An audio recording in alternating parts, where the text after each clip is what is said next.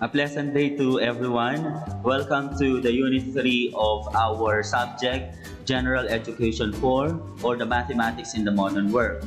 In the Unit 3, we'll be discussing problem solving and reasoning.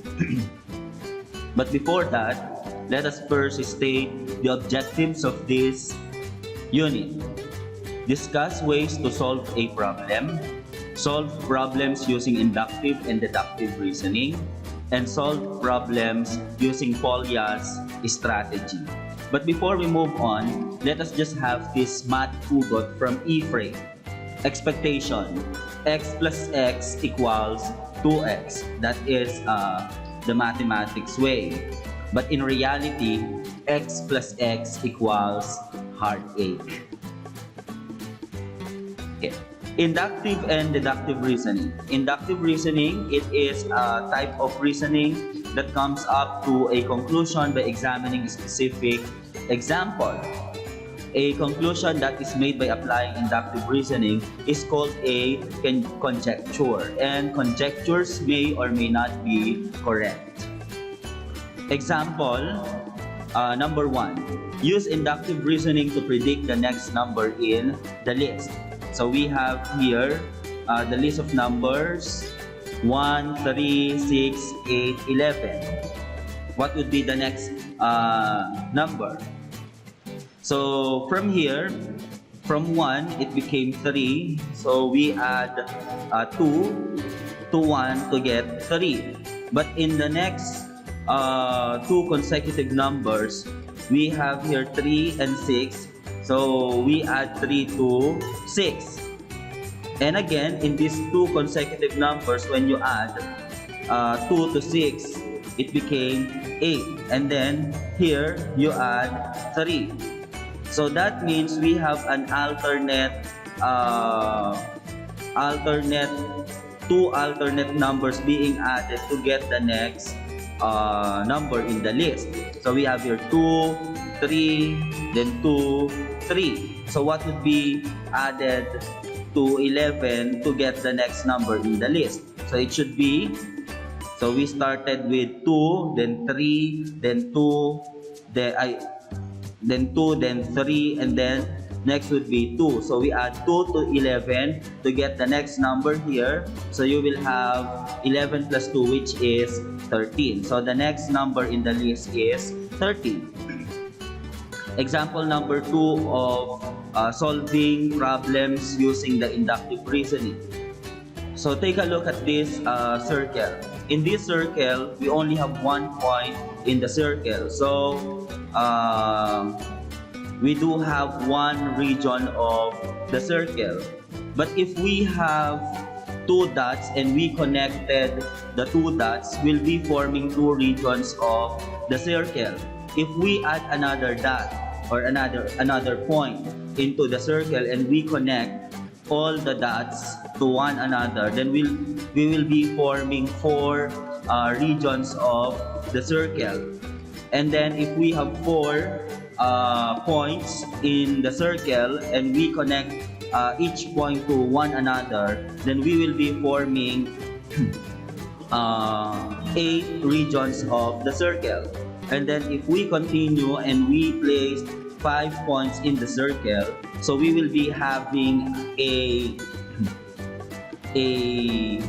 we'll be having 16 regions of the circle.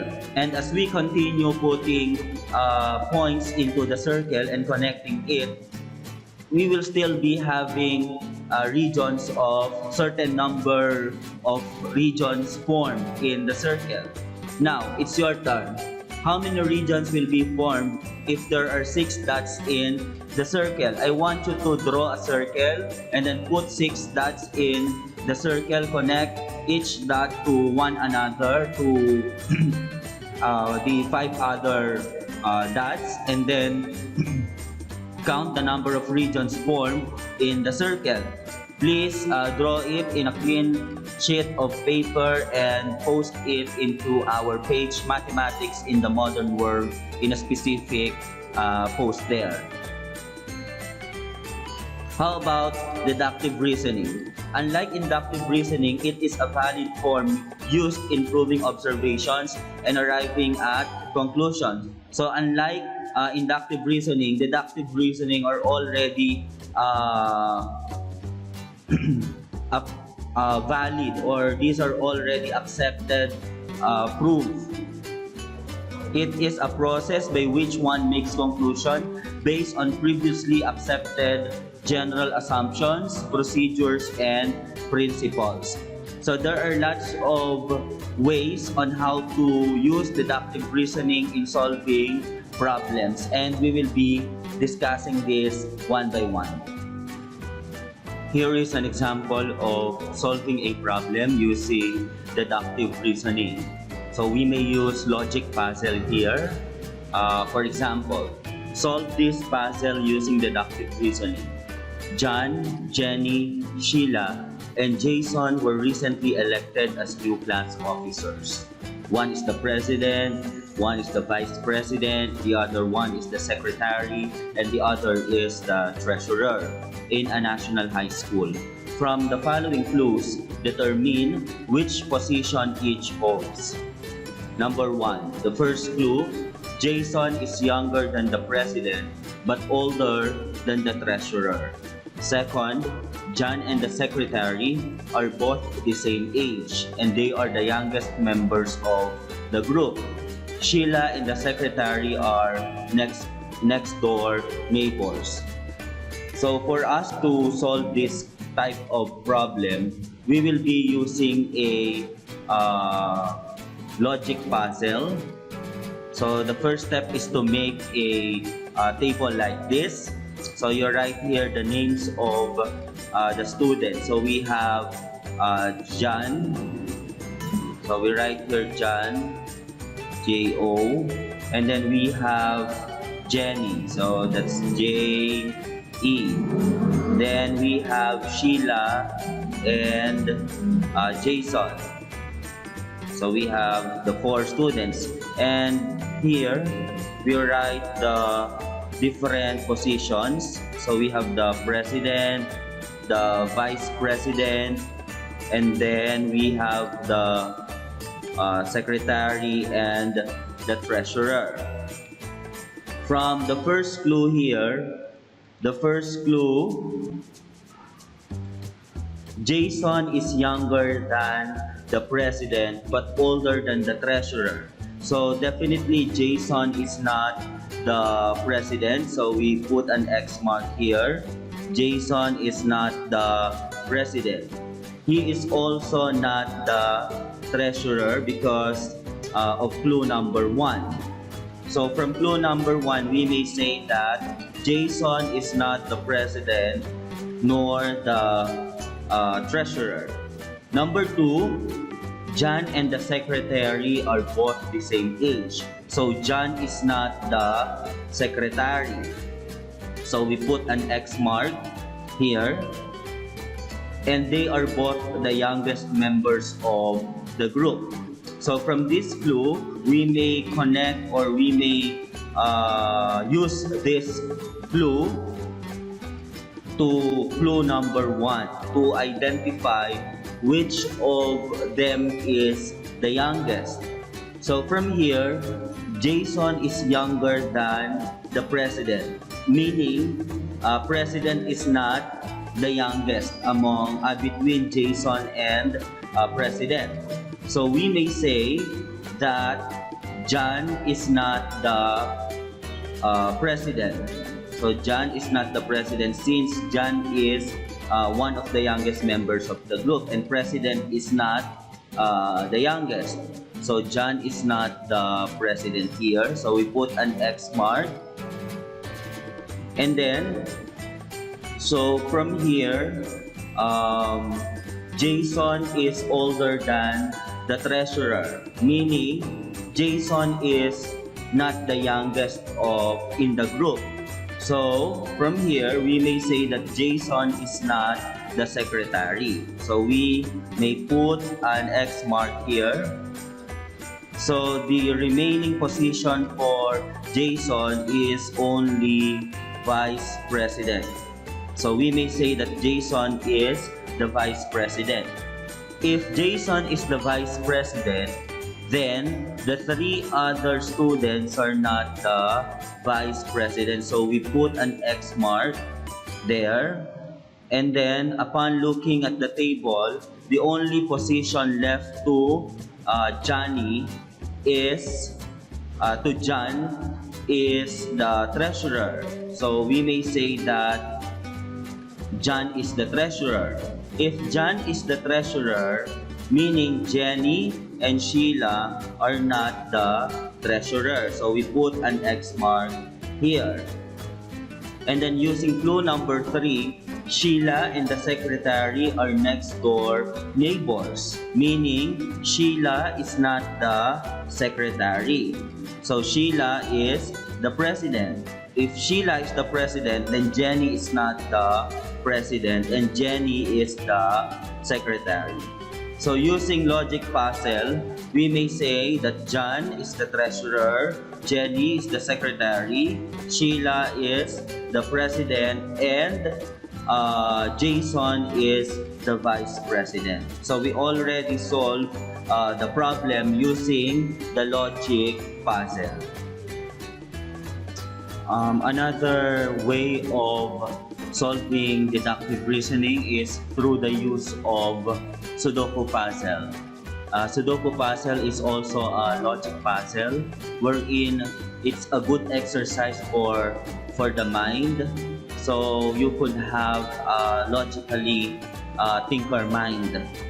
So in this type of Sudoku puzzle, by the way, we have different types of Sudoku puzzle. We have a 6x6, 9x9, 16x16, and so on. So we have rules to follow in solving Sudoku puzzle. In this 6x6 Sudoku puzzle, we'll only be using numbers 1 to 6. So we have to fill in each column and each row by numbers 1 to 6. And also these rectangles with numbers 1 to 6 also without repetition. And then in solving Sudoku puzzle, you don't have to guess because a Sudoku puzzle is a logic game, meaning guessing is not allowed. If in a grid, you can decide what to put, what number is to be placed, then examine the whole Sudoku puzzle to have a sure answer, because this is not a game of luck. This is a logic puzzle and a logic reasoning. So let's take this Sudoku puzzle. Let's try to solve this one. 6x6, meaning numbers 1 to 6 per column, numbers 1 to 6 per row, and numbers 1 to 6 per rectangle. So let us examine. So in this row, we already have numbers 1, 2, 3, 5, and 6. So the only number left is 4. So it must be 4 here. And then the same is true here. The only blank left is for number 2. So we place 2 here.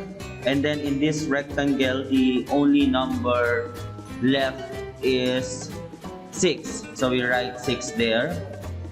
And then in this rectangle, the missing number is 1. So we write 1 there. So we will be having 4 here. 4 because the only number left in this row is 4. And then in this column, the only number that we have to place here is 1 to complete this column. And then in this rectangle, the missing number is 6, since we already have 1, 2, 3, 4, and 5.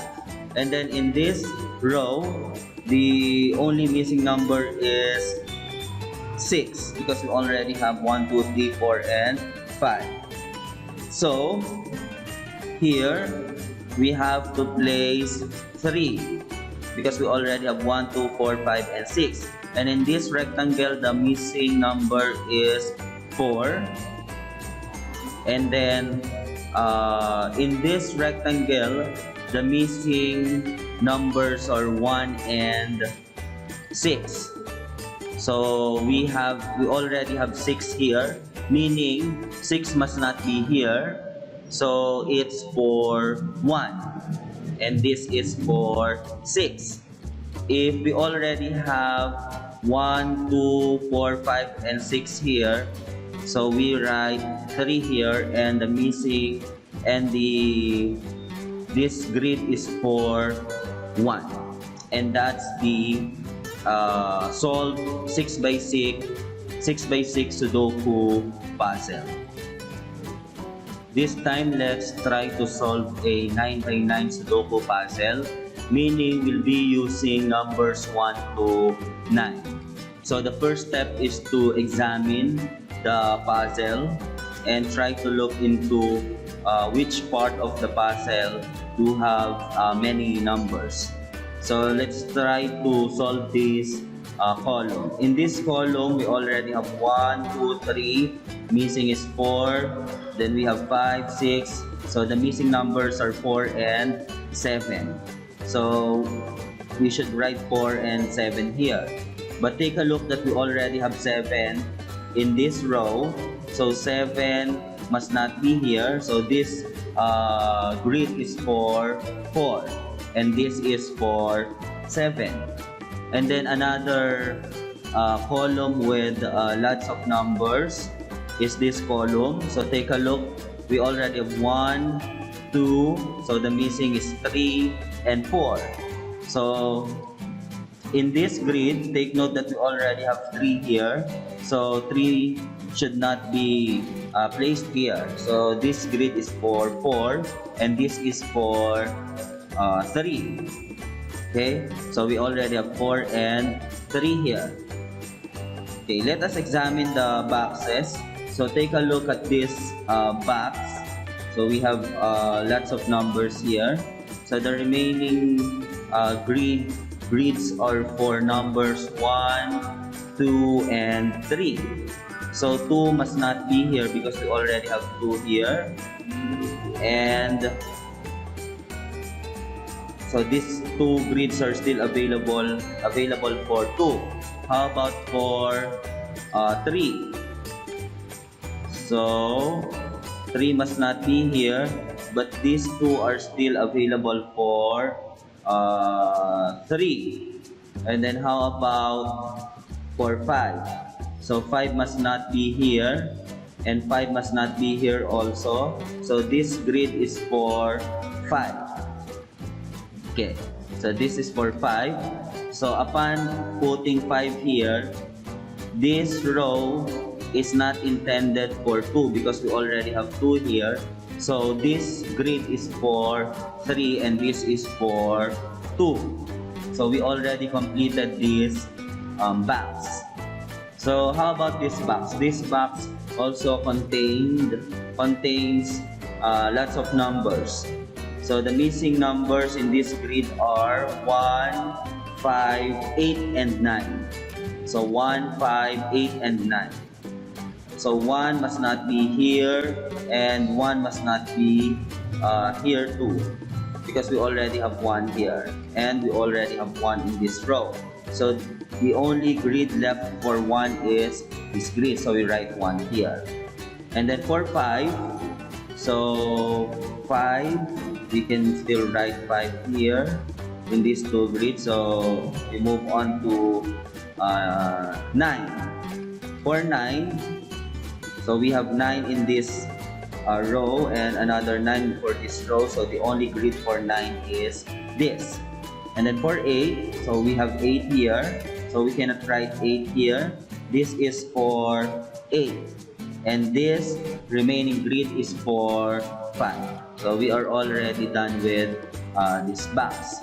So we move on to the other place of the puzzle. Take a look at this row. So we only have 2 grids left. And these two grids are for numbers 1 and 2. Take note or take a look. We already have 1 here, so 1 must not be here. So this grid is for 2 and this is for 1. So we already completed this row. And then let us try to solve this box since there are only 2 vacant grids left. So the remaining numbers are 5 and 6. So where do we place 5? So here we already have 6 in this row. So we should not write 6 here. So we write 5 here, and this is for 6. And then in this row, the missing numbers are 5 and 7. And we already have 7 here. So this is for 5 and this is for 7.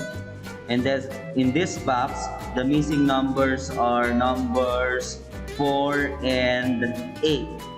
But we already have 4 in this column. So we write 8 here and this is for 4. So we already completed all the boxes at the bottom of the Sudoku puzzle. So how about this column? We only have 2 vacant grids left.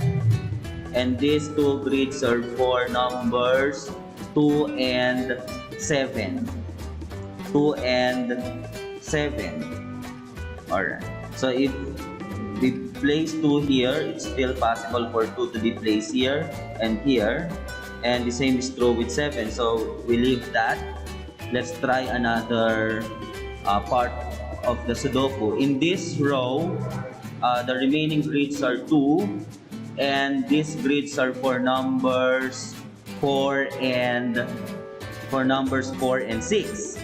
So we have 4 here. So this grid should be for 6 and this is for 4. Alright. And then in this grid, in this box, the remaining grids are 3 and these grids are for numbers 2, 8, and 9. So for 2, 8, and 9. So 2 must not be here since we already have 2 here. And then 2 must not be here because we already have 2 in this row. So the remaining grid for 2 is this grid. So we write 2 here.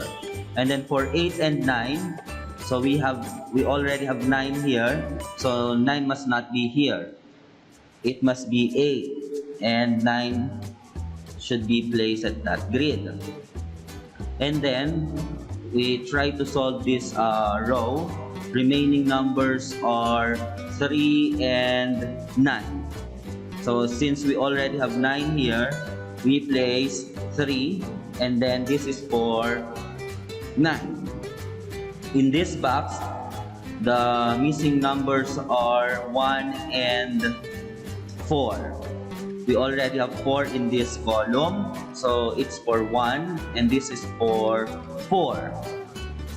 And then in this column, the missing numbers are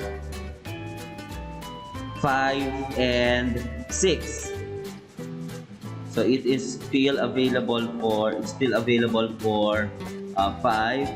and for 5, then for 6 and 6. So we find another place of the Sudoku where we can have a sure answer. Okay, how about here? So we have 3. We do have 3 here. 3. So this is not these 3 grids are still available for 3. So let's have an observation here. We have 9 here and another 9 here. So these 2 columns are not for 9, not intended for 9. And this is also this row also have 9 already. So we place 9 here. So we have 9. And then We do have 8 in this row and 8 in this row. So these two are still available for 8, and since we have 8 here, so we place 8 in this grid.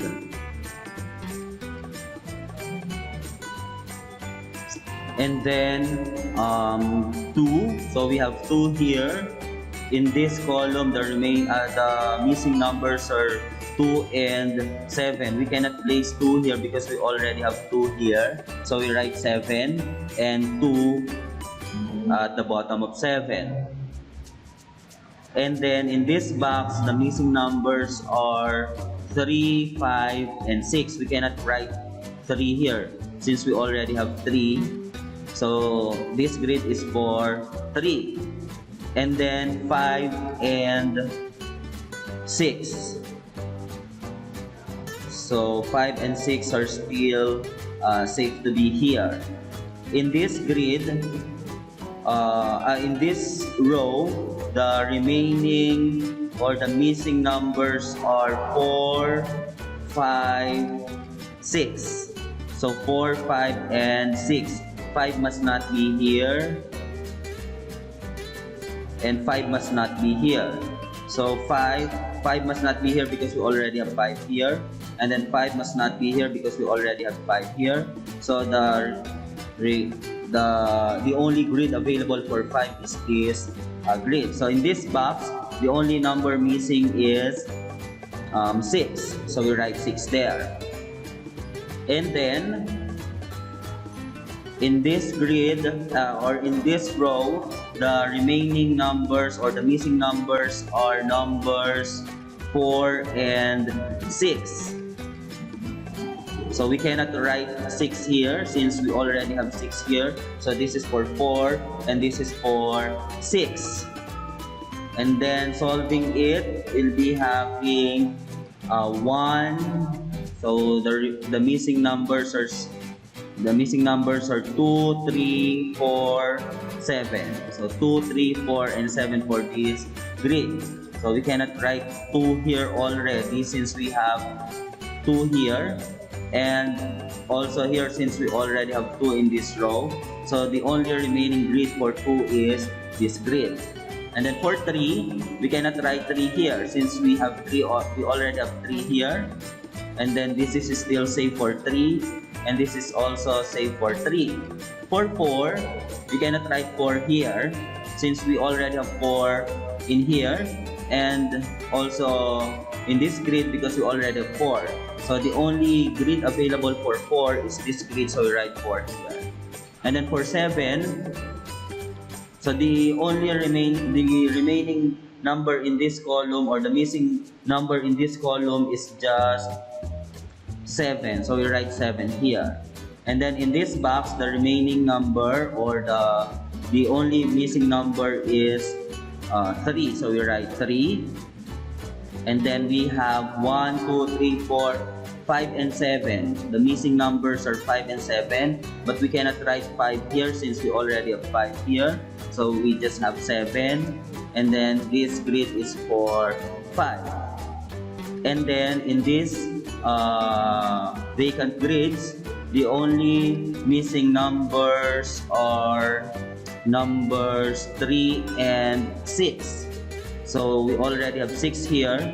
So this grid is for 3 and this grid is for 6.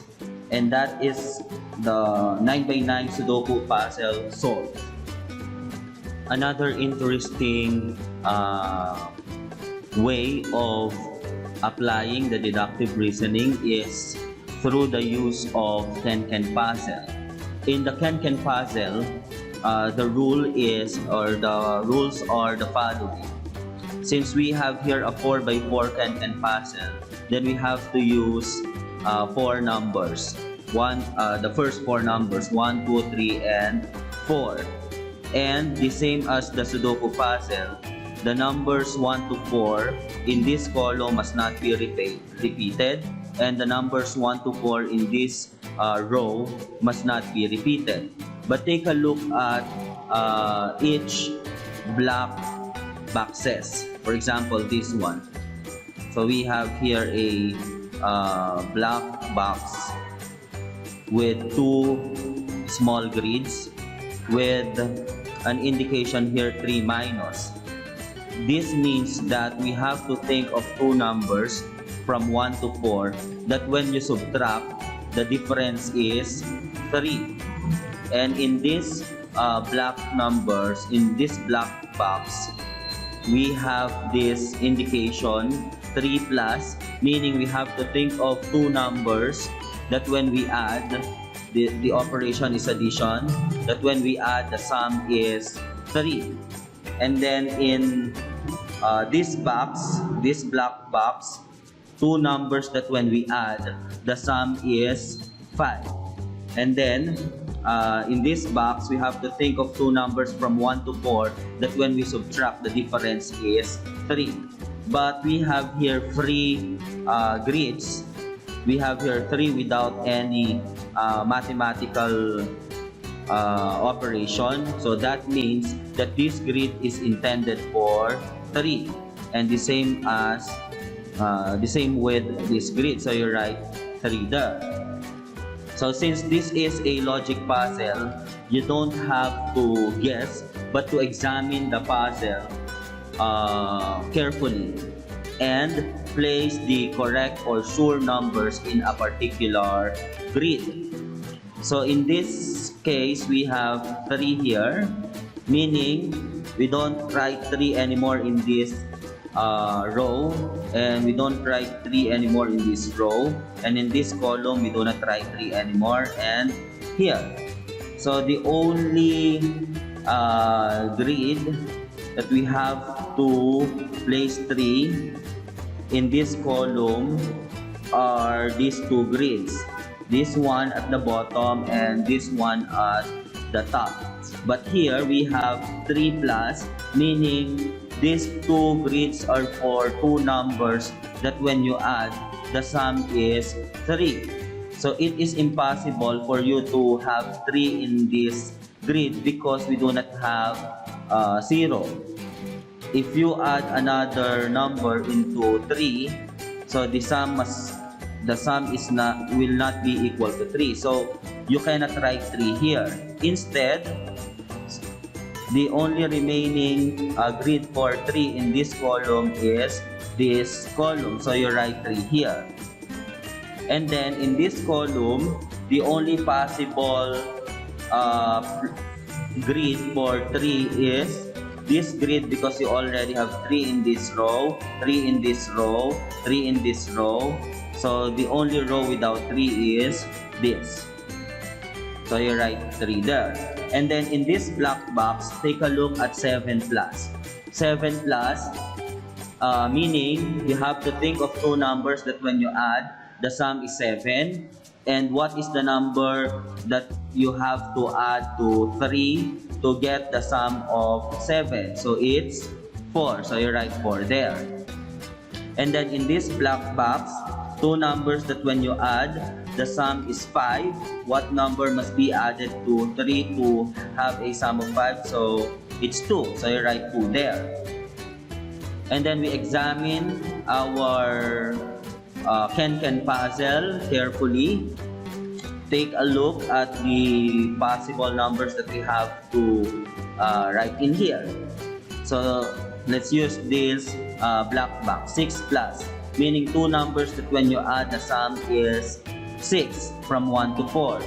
And the only combination that we could have is 4 and 2. But take note that we cannot write 4 here anymore because we already have 4 in this row. So this grid is intended for 2 and this grid is for 4. So you already have 2 and 4. 2 plus 4 is 6. In this column, the only missing number is 1. So you write 1 there and think of a number that when you add to 1, the sum is 3 and that is equal to 2. And in this row, the only missing number is 4. So you write 4 here and think of a number that when you subtract from 4, the difference is 1. So the difference is 3. So the answer here is 1. And then in here we have 3 plus and 3 minus. So we have here 2 and 1. The remaining available numbers for these two grids are 2 and 1. Since we already have 2 here, we cannot write 2 here anymore. Instead, we write 1, and this is for 2. So the only missing number in this column is 1, so we write 1 there. And here we write 4. So there you go, the solve Kenken puzzle. If you would like to try different types of Kenken puzzle, we have lots of resources online. You may play it for free. This time, let's have the problem-solving strategy, and one of the most familiar and useful one is the Polya's four-step problem-solving strategy. So what are the 4 steps? The first one is understand the problem.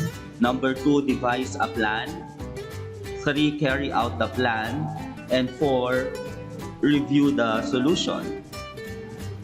Example, apply Polya's strategy to solve the problem. A basketball team won 2 out of their last 4 games. In how many different orders could they have 2 wins and 2 losses in 4 games? So the first step is to understand the problem.